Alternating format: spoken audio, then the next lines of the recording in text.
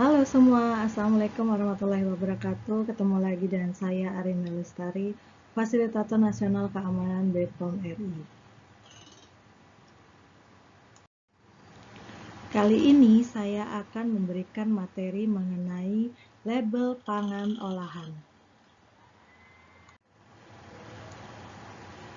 Nah, mengapa perlu diterbitkan peraturan tentang label pangan olahan?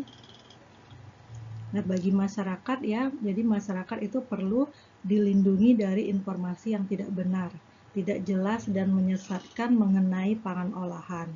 Dan dari sisi pelaku usaha perlu acuan dalam mencantumkan label pada produk pangan olahan. Dan dari pemerintah perlu tools pengawasan dari segi pangan olahan. Ini dasar hukumnya ya, Undang-Undang Nomor 18 Tahun 2012 tentang Pangan. Selanjutnya PP Nomor 69 Tahun 1999 tentang label dan iklan pangan. Per BPOM Nomor 31 Tahun 2018 tentang label pangan olahan.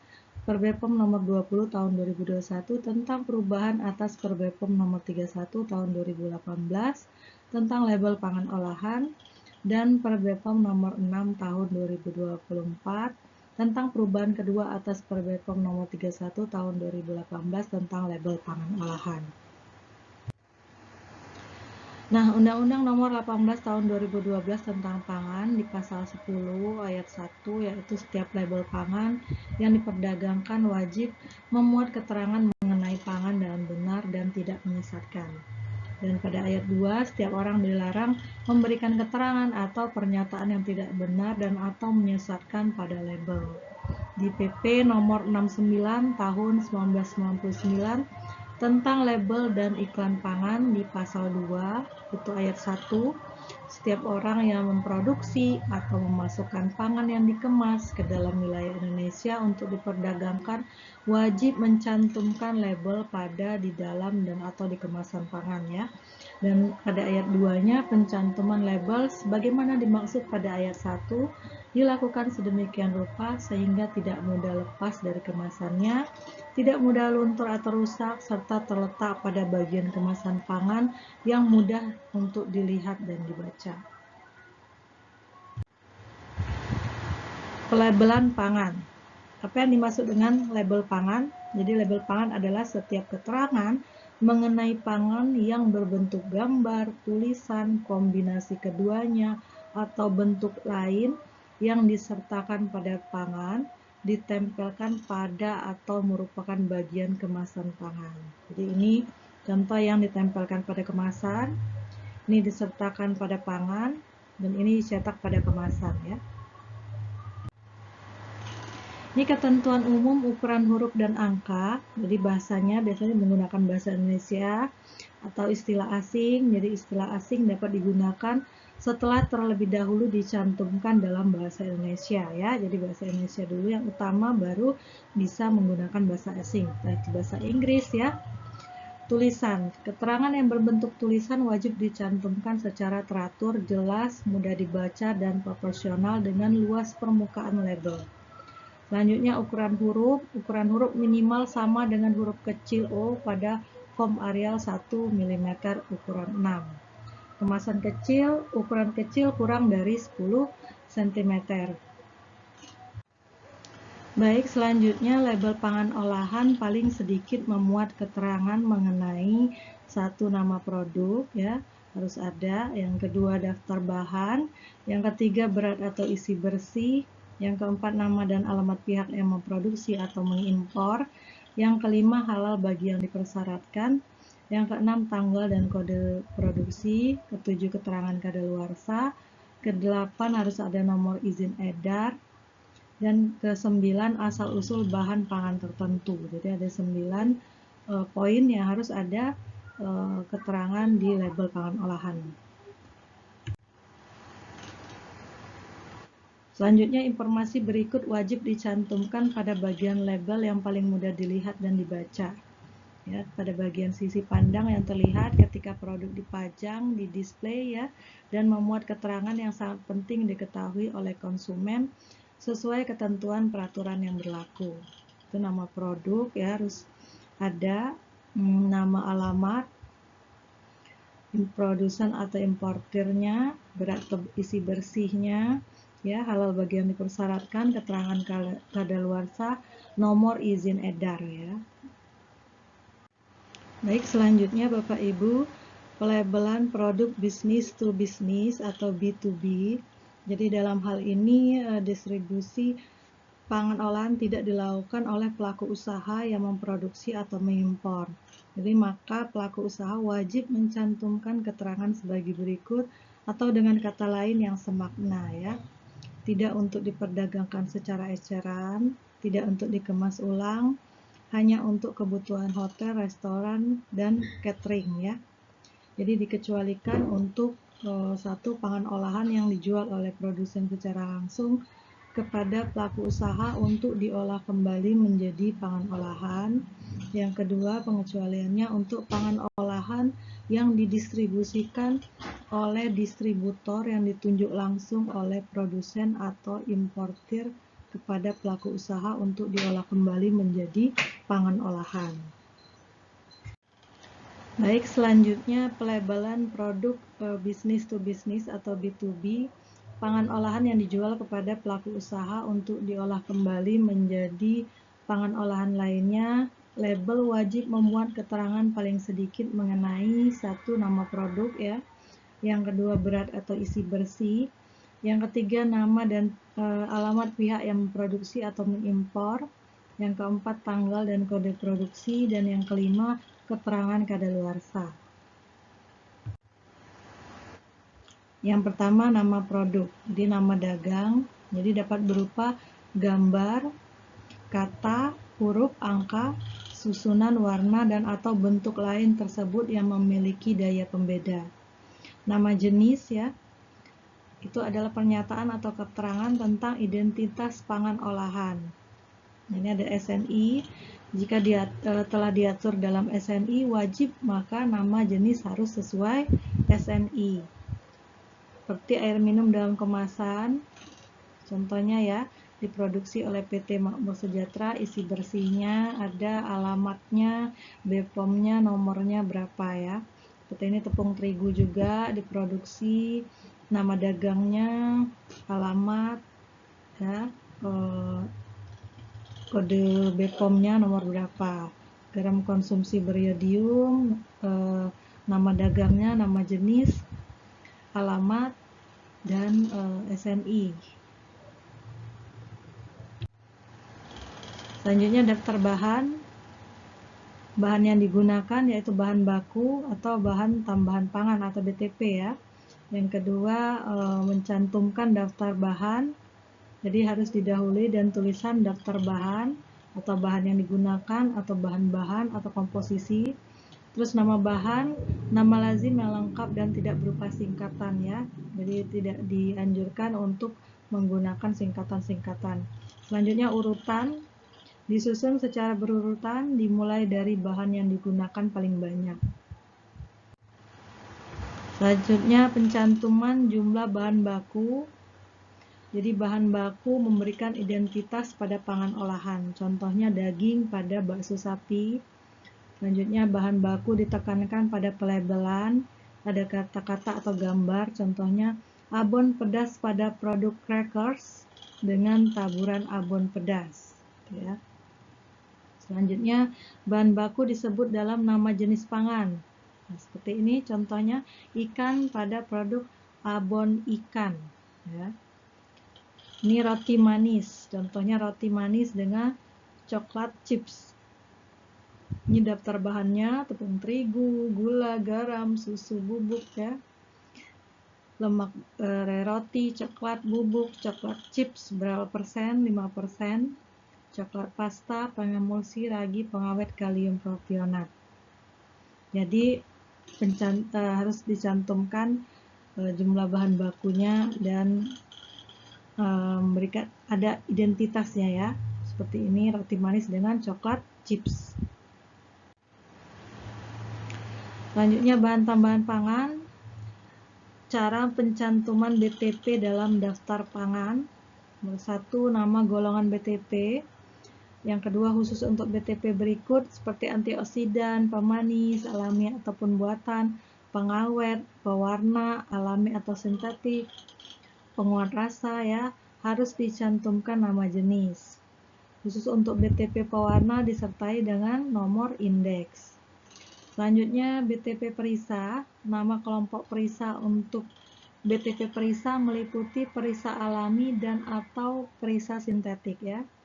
Yang keempat, BTP ikutan atau carry over harus dicantumkan setelah bahan yang mengandung BTP. Khusus untuk golongan BTP, golongan antioksidan, pemanis, pengawet, pewarna, dan penguat rasa. Seperti ini ya, komposisi tepung terigu, telur gula, mengandung pengawet sulfit. Ini adalah BTP ikutan ya. Pewarna sintetik, elektrolisin Cl, perisa sintetik sapi panggang. Jadi gula itu mengandung pengawet sulfit, ada BTP ikutan. Selanjutnya pencantuman informasi tanpa BTP.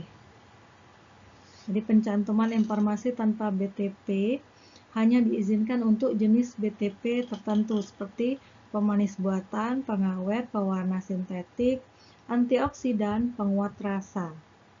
Sedangkan informasi tanpa BTP pada label pangan hanya dapat dicantumkan berupa tanpa pemanis buatan, tanpa pengawet, tanpa pewarna sintetik, tanpa antioksidan, dan tanpa penguat rasa. Ini ada ketentuan. Yang pertama, pada label dicantumkan setelah daftar bahan yang digunakan dan ukuran huruf sama dengan komposisi ya, tidak di bold atau di highlight ya. Jadi sama. Yang kedua, tidak diizinkan mencantumkan nama jenis BTP ya. Yang ketiga, tidak diizinkan jenis BTP yang beririsan fungsi dengan zat gizi. Seperti ini daftar bahannya: tepung terigu, telur, mentega, susu bubuk, daun bawang, garam, bubuk bawang putih, lada. Nah, yang ini tanpa penguat rasa. Seperti ini yang benarnya ya. Sedangkan yang di sebelahnya daftar bahan sama seperti yang di sebelahnya, tetapi ditulis non-MSG. Nah, ini tidak diperkenankan ya. Jadi yang benar adalah tanpa penguat rasa. Selanjutnya peringatan pangan olahan yang mengandung pemanis buatan. Jadi pangan olahan yang mengandung pemanis buatan, jadi mengandung pemanis buatan disarankan tidak dikonsumsi oleh anak di bawah 5 tahun, ibu hamil, dan ibu menyusui. Jadi kita harus buat keterangan seperti itu ya. Selanjutnya pangan olahan untuk penderita diabetes. Nah, keterangannya seperti apa? Untuk penderita diabetes dan atau orang yang membutuhkan makanan berkalori rendah. Jadi ada keterangan. Pangan olahan yang menggunakan aspartam, jadi mengandung fenilalanin, tidak cocok untuk penderita fenilketonurik ya. Pangan olahan yang mengandung poliol itu dibuat keterangan konsumsi berlebihan mempunyai efek laksatif. Itu ya. Selanjutnya berat bersih. Jadi berat bersih padat itu menggunakan miligram, gram, dan kilogram. Sedangkan cair isi bersih itu menggunakan liter ya. Semi padat, berat bersih, atau isi bersih. Jadi pangan olahan yang menggunakan medium cair harus dicantumkan juga bobot tuntas atau berat tuntasnya. Selanjutnya nama dan alamat produsen atau importir. Jadi produk dalam negeri misalnya ya. Alamat paling sedikit meliputi nama kota, kode pos, dan Indonesia. Jadi seperti diproduksi oleh untuk apa? Untuk Indonesia. Dikemas oleh PT apa gitu ya. Untuk yang mempunyai kontrak. Nah, untuk ini yang mempunyai kontrak ya. Selanjutnya pangan olahan impor. Jadi alamat produsen paling sedikit meliputi nama kota dan negara. Alamat impor atau distribusi paling sedikit meliputi nama kota, kode pos, dan Indonesia. Misal diimpor atau didistribusikan oleh siapa misalnya ya. Selanjutnya halal. Jadi ini logo halalnya dicantumkan pada pangan olahan yang mempunyai sertifikat halal dari lembaga yang berwenang di Indonesia ya. Selanjutnya penetapan logo halal berdasarkan pada keputusan Kepala BPJPH nomor 40 tahun 2022 tentang penetapan label halal berlaku per 1 Maret 2022. Label halal yang ditetapkan MUI masih dapat digunakan dalam jangka waktu 5 tahun terhitung sejak PP nomor 39 tahun 2021 diundangkan. Jadi sampai dengan 2 Februari 2026 ya. Selanjutnya tanggal dan kode produksi itu wajib diletakkan pada bagian yang mudah dilihat dan dibaca. Biasanya kalau dari kaleng ya, makanan kemasan kaleng itu di bawahnya ya. Selanjutnya memuat informasi mengenai riwayat produksi pangan dan berupa nomor batch atau batch dan atau waktu produksi. Itu perlu juga dicantumkan seperti contoh. Nah, ini nomor produksinya dan expirednya berlaku sampai kapan. Selanjutnya kadaluarsa. Keterangan kadaluarsa merupakan batas akhir suatu pangan dijamin mutunya sepanjang penyimpanannya mengikuti petunjuk yang diberikan produsen. Masa berlaku kurang dari 3 bulan, jadi baik digunakan sebelum berapa, bulan berapa, tanggal berapa, tahun berapa ya. Nah, jika masa simpan lebih dari 3 bulan, baik digunakan sebelum atau itu ya, harus ada seperti ini. Jadi pengecualian minuman yang mengandung alkohol paling sedikit 7%. Jadi minuman yang mengandung alkohol paling sedikit 7%, roti dan kue yang mempunyai masa simpan kurang dari atau sama dengan 24 jam dan cuka ya. Itu tidak perlu ada masa kadaluarsa.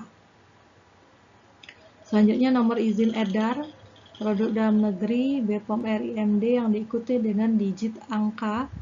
Pangan olahan impor BPOM RIML yang diikuti dengan digit angka biasanya. Selanjutnya industri rumah tangga atau PIRT.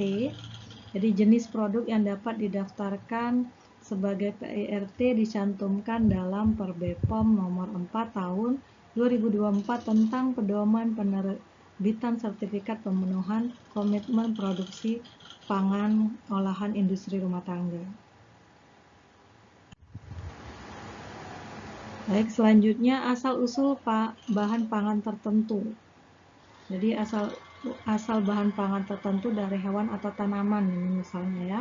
Jadi asal-usul pangan dari hewan wajib disertai dengan pencantuman jenis hewan diikuti dengan asal bahan.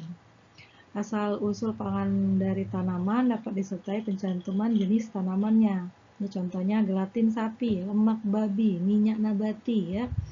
Protein kedelai, lemak kakao. Misalnya selanjutnya, pangan yang diproduksi melalui proses khusus, contohnya produk rekayasa genetik, wajib dicantumkan produk rekayasa genetik keterangannya. Produk iradiasi, wajib dicantumkan iradiasi. Jadi jelas ya. Dan ini peringatan untuk pangan olahan berasal dari babi. Nah, ini pangan olahan yang mengandung bahan berasal dari babi, harus dituliskan mengandung babi, seperti itu ya. Pangan olahan yang proses pembuatannya bersinggungan dan atau menggunakan fasilitas bersama dengan bahan bersumber babi. Jadi harus ada keterangan juga. Contohnya pada proses pembuatan bersinggungan dan atau menggunakan fasilitas bersama dengan bahan bersumber babi. Keterangannya harus jelas ya. Selanjutnya 2D barcode. Ini dari BPOM RI atau seperti ini ya, barcode itu ya. Umumnya seperti ini atau gambar yang di sini. Sama. Jadi pada label wajib dicantumkan 2D barcode. 2D atau 2 dimensi barcode adalah kode yang dapat dibaca oleh aplikasi pelacak yang digunakan untuk identifikasi, penjejakan, dan pelacakan kebenaran terkait informasi produk. QR code memuat informasi terkait nomor izin edar dan masa berlaku izin edar. Selanjutnya keterangan alergen. Jadi keterangan alergen wajib dicantumkan untuk pangan olahan yang mengandung alergen. pangan olahan produksi yang menggunakan standar produksi yang sama dengan bahan olahan yang mengandung alergen ya. Selanjutnya alergen atau bahan atau hasil olahan dari bahan. Seperti telur ya, susu termasuk laktosa, sulfit dan kandungan paling sedikit 10 mg atau kilogram dihitung sebagai SO2 untuk produksi konsumsi, kacang tanah atau peanut, kedelai, sereal mengandung gluten yaitu gandum, rye, barley, oat, spelt dan atau strain hibrida, ikan, krustase yaitu udang, lobster, kepiting atau moluska, tiram, kerang, bekicot atau siput laut. Bisa juga kacang pohon atau trunut, termasuk kacang kenari, almond, hazelnut, walnut, kacang pecah, kacang pecan, kacang Brazil, kacang pistachio, kacang macadamia atau kacang Queensland, kacang mede, termasuk ya alergen ya, atau bahan atau hasil olahan dari bahan.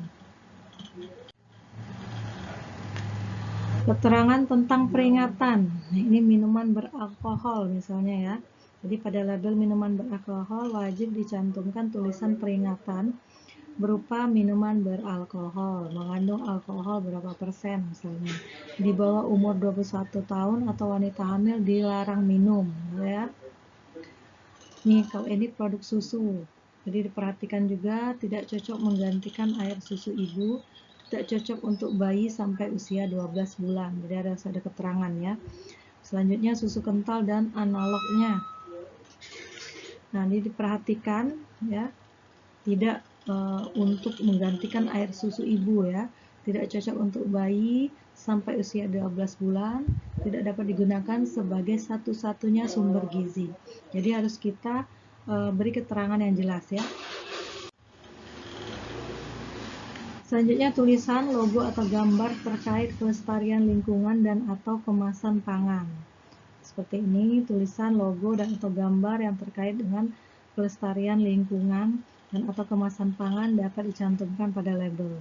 Jadi ada label-label seperti ini, pencantuman tulisan, logo dan atau gambar yang terkait dengan kelestarian lingkungan harus disertai dengan data dukung yang dapat dipertanggungjawabkan sesuai peraturan perundang-undangan. Selanjutnya tulisan, logo dan atau gambar yang terkait dengan kemasan pangan harus memenuhi ketentuan terkait keamanan kemasan pangan dan disertai dengan data dukung yang dapat dipertanggungjawabkan sesuai dengan peraturan undang-undang. Ini seperti ini, seperti di botol atau di tempat makan, tempat minum ya. Ini logo ramah lingkungan. Selanjutnya informasi nilai gizi. Jadi kewajiban pencantuman atau mandatorinya itu adalah di peraturan BPOM nomor 31 tahun 2018 tentang label pangan olahan, pasal 43 keterangan tentang kandungan gizi dan atau non gizi wajib dicantumkan untuk semua pangan olahan. Selanjutnya peraturan BPOM nomor 26 tahun 2021 tentang informasi nilai gizi pada label pangan olahan, yaitu pasal 2, pelaku usaha yang memproduksi dan atau mengedarkan pangan olahan wajib mencantumkan ING pada label ya, seperti ini ya. Informasi nilai gizinya, dibuat keterangannya, tabel informasi nilai gizi seperti ini contohnya ya. Selanjutnya keterangan untuk membedakan mutu. Mutu alami, jadi pangan olahan yang tidak dicampur dan tidak diproses, atau pangan olahan yang diproses secara fisika tetapi tidak merubah sifat dan kandungannya, itu disebut alami. Murni atau 100% yaitu pangan olahan yang tidak ditambahkan atau dicampur dengan bahan lain, itu disebut murni atau 100%. Dengan atau diikuti nama bahan, jadi bahan merupakan salah satu bahan baku yang digunakan. Asli, tidak dapat digunakan untuk pangan olahan dicampur dengan bahan yang dapat mengaburkan keasliannya seperti penggunaan perisa, itu disebut dengan asli. Segar, itu tidak boleh digunakan pada label pangan yang terbuat dari pangan olahan antara atau pangan olahan lainnya, itu segar ya. Dan diikuti nama bahan, jadi bahan merupakan bahan baku utama atau kandungan bahan tersebut minimal 50%. Jadi jelas ya keterangan untuk membedakan mutunya. Ini seperti contoh aloha ya, bagian satu sisi pandangnya, yang bagian depan, bagian belakangnya atau ada informasi nilai gizi. Bagian depannya ada nama dagang ya, nama jenis, ada ING, nomor izin edar, berat bersihnya, halalnya sudah ada, kadaluarsanya juga ada. Bagian belakangnya ada daftar bahan, informasi alergen, cara penyimpanan, kode produksi, dan 2D barcode-nya. Dan terakhir nama dan alamat produsen ya. Nggak kelihatan ini apa? Ini adalah nama dan alamat produsen. Selanjutnya larangan apa saja? Yang pertama, pelaku usaha dilarang mencantumkan pernyataan, keterangan, tulisan, gambar, logo, klaim, dan atau visualisasi yang tidak benar dan menyesatkan. Selanjutnya pernyataan, keterangan, tulisan, gambar, logo, klaim, dan atau visualisasi yang memuat pernyataan bahwa pangan olahan mengandung suatu zat gizi lebih unggul daripada pangan olahan yang lain yang tidak sesuai dengan ketentuan peraturan perundang-undangan, itu tidak boleh ya. Selanjutnya pernyataan bahwa pangan olahan dapat menyehatkan kecuali diatur lain dalam ketentuan peraturan perundang-undangan. Dan terakhir, pernyataan atau keterangan dalam bentuk apapun bahwa pangan yang bersangkutan dapat berfungsi sebagai obat. Itu dilarang juga ya. Ini Perbepom nomor 6 tahun 2024 tentang perubahan kedua atas Perbepom nomor 31 tahun 2018 tentang label pangan olahan. Jadi sejak 5 April 2024 semua air minum dalam kemasan atau AMDK yang beredar di Indonesia wajib mengikuti ketentuan dalam Perbepom nomor 6 tahun 2024. Apa saja poin-poin penting perubahannya itu di pasal 48A ya. Label air minum dalam kemasan wajib mencantumkan tulisan simpan di tempat bersih dan sejuk, hindarkan dari matahari langsung dan benda-benda berbau tajam ya. Dan pasal 61A, air minum dalam kemasan yang menggunakan kemasan plastik polikarbonat, maka labelnya wajib mencantumkan tulisan dalam kondisi tertentu kemasan polikarbonat dapat melepaskan BPA pada air minum dalam kemasan ya, harus dicantumkan. Ini pedoman terkait implementasi Perbepom nomor 31 tahun 2018 tentang label pangan olahan. Ini ada bisa diunduh di website ya, di website standarpangan.pom.go.id. Jadi bisa dibaca Bapak Ibu pedoman implementasi pelabelan pangan olahan. Baik, berikut informasi layan pengaduan ya. Nomor-nomor ini bisa diakses dan bisa dihubungi untuk informasi-informasi yang menyangkut pangan olahan ya. Demikian materi saya hari ini. Semoga bermanfaat, semoga bisa menjadikan pencerahan bagi Bapak Ibu semua. Terima kasih. Wassalamualaikum warahmatullahi wabarakatuh.